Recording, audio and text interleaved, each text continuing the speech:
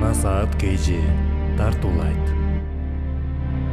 Устаз Абдишүкүр Ажы Нарматов.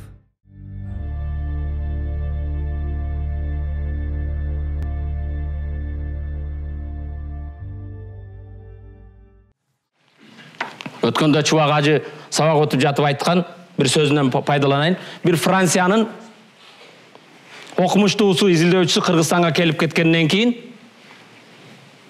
Кыргызстанда таң калыштуу эмне көрдүңүз десе, Кыргызстанда менин көңүлүмдү урган мазар өтө көп экен дептир. Бир мазарларды эле кура бергенбиз. Эстеликтер менен, башкалары менен, кайсы жерге барсаңша мазар көрүнөт да. А мазарга барган кезде кирүүндө бир жакшылык кылбаган, кызматын кылбаган, анан өлгөндөн кийин коз кирпичлер менен башкаларды куруп атат, эстелигин кылып атат. Анан ке ошо атаңа бир Куран окуп кой десең, ихласты билбейт. Кул хуаллаху ахад, Аллаху самад, лам ялид, ва лам юлад, ва лам якун лаху куфуан ахад деп Куран окуп дуа кыла албайт. Анан кыйын болуп баягы эстелигин коет. Не пайда?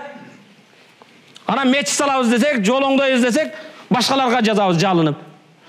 Кудай Тааланын сообу атама тийсин, мына жолду оңдоп коеюн, көпүрө оңдоп коеюн, мечит салып коеюн, мектеп салып коеюн десек, бул кыяматка чейин сообу жете турган нерсе. Эстеликтин пайдасы жок. Бардык жака эстелик салып салдык.